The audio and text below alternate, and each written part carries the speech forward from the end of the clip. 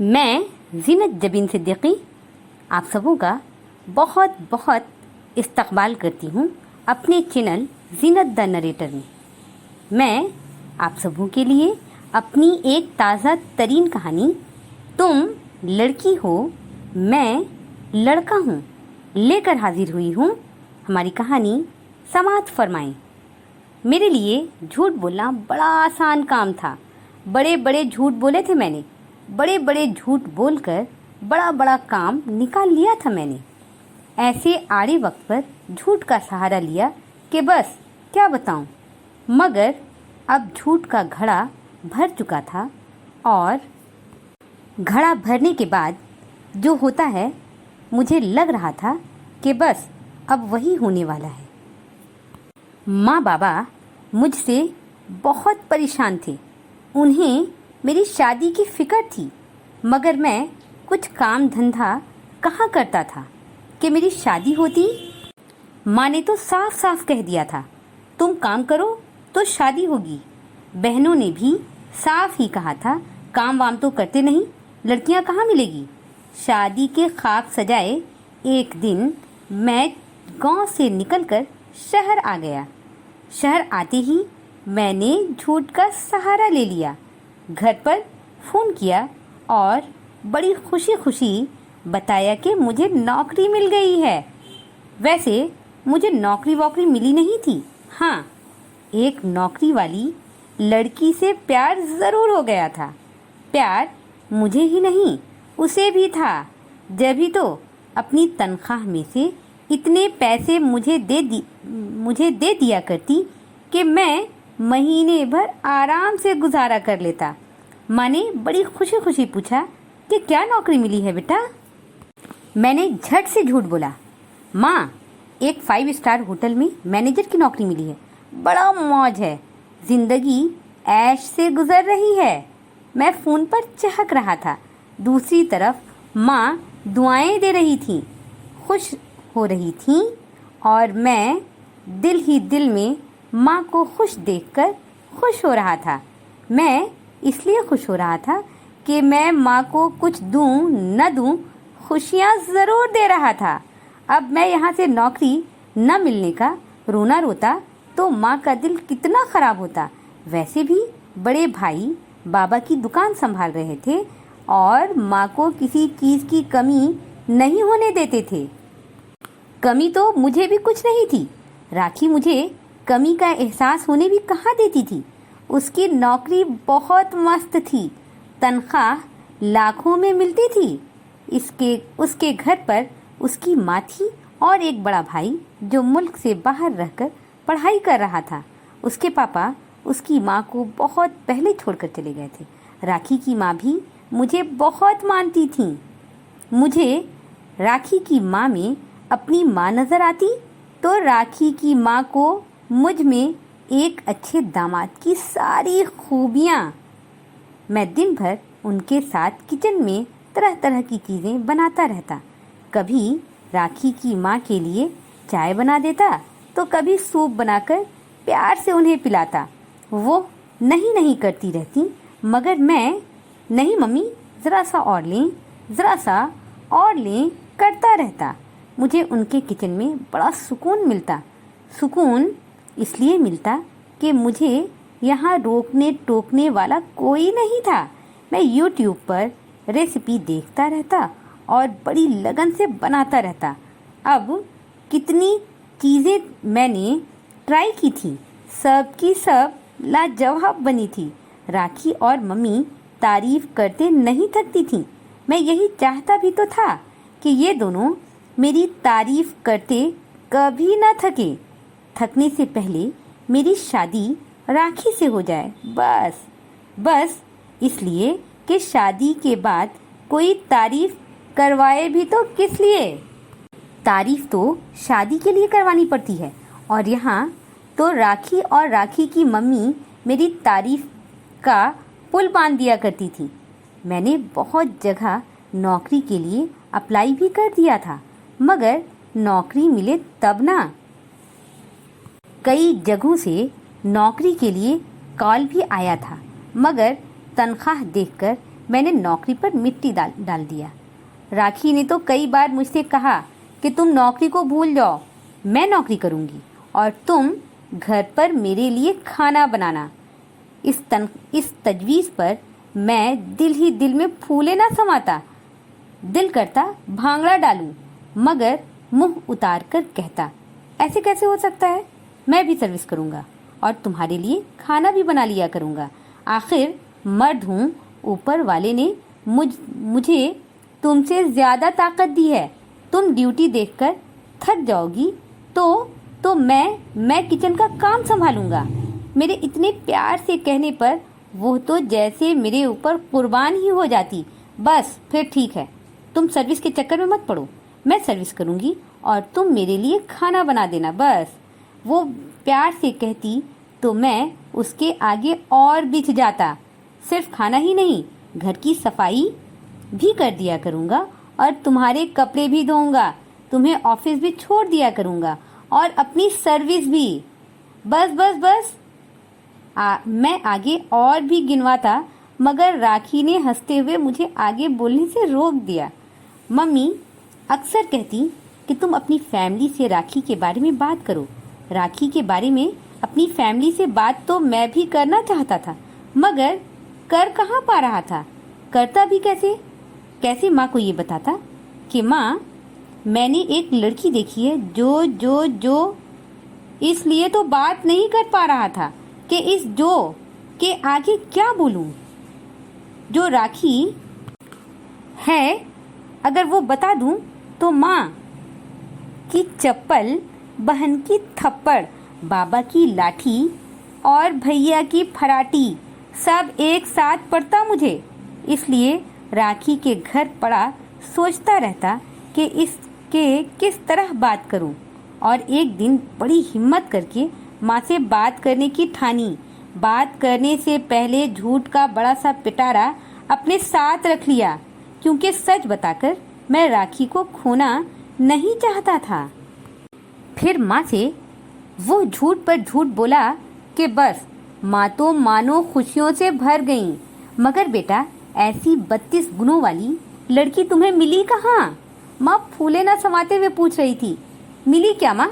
मैंने खोज कर निकाला है, हीरा है हीरा। खाना तो ऐसे ऐसे बनाती है कि बस मत पूछो। काम करने में माहिर है, देखने में परी है, बात करे तो मोती झड़ते हैं। माँ तू एक बार आकर देख जा, बस फिर शादी की बात होगी। अरे अब मैं क्या देखूं? तूने तो सब कुछ देख लिया है। हाँ, मुझे भी ऐसी ही बहू चाहिए थी, जो खूबसूरत के साथ साथ खूबसीरत भी हो, घर को जन्नत बना कर रखे। हाँ माँ, तू इसकी फिक्र ना कर। वो अगर घर को जन्नत नहीं बनाएगी तो मैं बनाऊंगा। क्या? तू क्या बनाएगा? माँ ने मुझे टोका। खाने और क्या, मैं रवानी में बोल गया। तू क्यों बनाएगा? मर्दों के किचन में जाने से बरकत खत्म हो जाती है, माँ नाराज होते हुए कह रही थी। अब माँ की इस बात पर क्या कहता कि माँ, मेरी किचन में जाने से बरकत खत्म नहीं होगी, बल्कि बरकत हक लगेगी। राखी कमाकर बरकत लाएगी और मैं उस बरकत को किचन में इस्तेमाल करके हक लगाऊंगा। अरे माँ, खाना नहीं, घर को जन्नत बनाऊंगा, जन्नत। मेरे जवाब पर माँ चैन का सांस लेकर फोन रख दी। फिर माँ, बाबा, भाई बहन सब आ गए। राखी से मिले, बातचीत हुई। मैंने राखी से कह दिया था कि तुम सर्विस वाली बात मत बताना, मगर वो जिद पर अड़ी थी कि तुम झूठ मत बोलो। बहुत मुश्किल से उसे मनाया था मैंने। बहुत शॉर्ट शेड्यूल में मेरी शादी हो गई। मैं 1 हफ्ते तक ही गांव में रहा। फिर मैंने छुट्टी ख़त्म होने का शोर मचा दिया और बड़ी मुश्किल से राखी को लेकर वहां से शहर आने में कामयाब हो सका था। वो लोग राखी को आने कहाँ दे रहे थे? शादी को साल भर हो गया था। मम्मी बड़े भाई के पास मुल्क से बाहर जा चुकी थी। मैं और राखी की ज़िंदगी मौज से गुजर रही थी। मेरी और राखी की ज़िंदगी मौज से गुजर रही थी। राखी खुशी खुशी अपनी नौकरी देखती और मैं खुशी खुशी अपनी राखी और उसका बड़ा खूबसूरत सा घर देखा करता।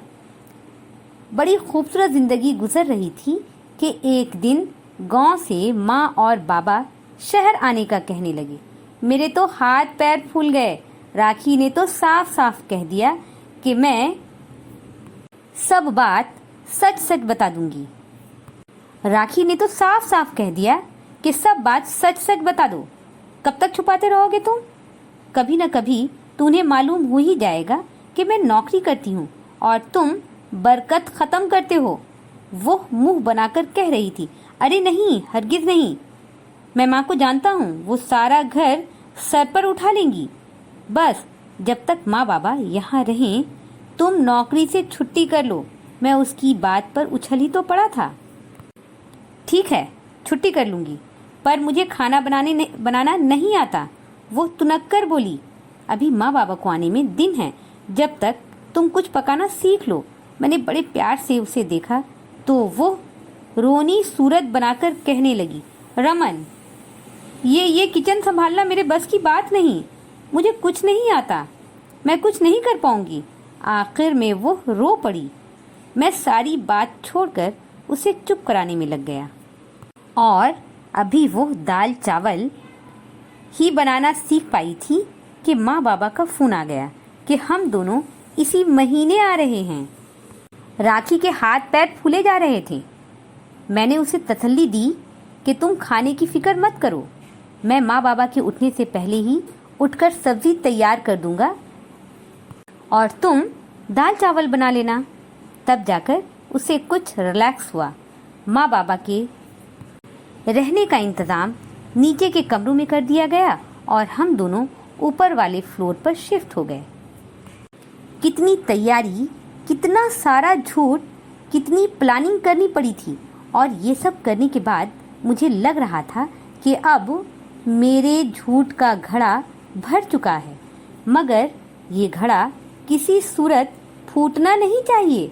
अगर फूट गया तो माँ और बाबा मेरी कोई इज्जत राखी के सामने बाकी नहीं रहने देंगे और माँ तो राखी को भी नहीं छोड़ने वाली।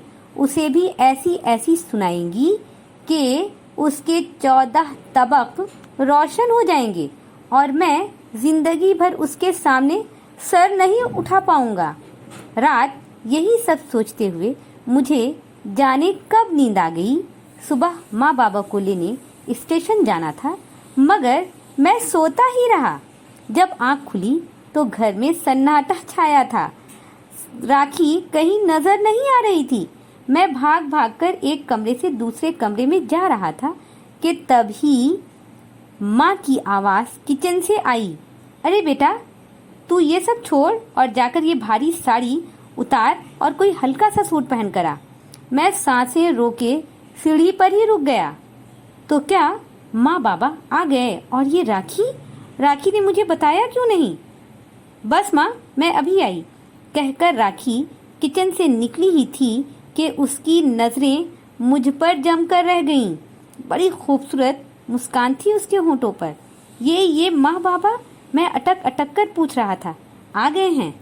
मैं गई थी उन्हें लाने और ये बताने भी कि तुम हर दिन मुझसे पहले उठकर किचन संभालते हो और मैं ऑफिस जाती हूँ। आज मैंने ऑफिस से छुट्टी कर ली थी, इसलिए तुम सो रहे थे, इसलिए मैं उन्हें सोता छोड़कर आप लोगों को लेने आ गई। उसकी बातों पर मैं मरी आवाज में अटक कर पूछ रहा था, फिर माँ बाबा ने क्या कहा? मेरी आंखें हैरत से खुली रह गई। कहना क्या था? बोली, जब वो खाना बनाता है तो वो नौकरी कब करता है? मैंने कहा, हमारा घर 5 स्टार होटल है और रमन उस होटल के पहले मैनेजर थे, अब ऑनर हो गए हैं। वो मेरे सामने खड़ी मुस्कुरा कर कह रही थी कि तभी माँ की आवाज़ एक बार फिर किचन से आई। बहू, ये चाय लेती जाओ रमन के लिए, और हाँ, उसे उठा भी देना। मैं अब भी सांसें रोके सीढ़ी पर खड़ा था। मैंने राखी को बहुत प्यार से देखा, जो जी माँ आती हूँ कहती, भारी भरकम साड़ी संभालती, बड़ी नज़ाकत से मुस्कुरा कर वापस किचन की तरफ जा रही थी। मैं भी लपक कर उसके पीछे आता हुआ ऊपर वाले का शुक्र अदा कर रहा था, जिसने मेरे झूठ से भरे घड़े को फोड़कर भी मुझे इज्जत बख्शा था। मेरी आज की कहानी यहीं पर ख़त्म होती है। मैं अपनी अगली वीडियो में अपनी एक ताज़ा तरीन कहानी लेकर जल्द हाजिर होती हूँ। जब तक के लिए मुझे इजाज़त दें। अपना ध्यान रखें, अपनों का ध्यान रखें। फ़ी अमानिल्लाह।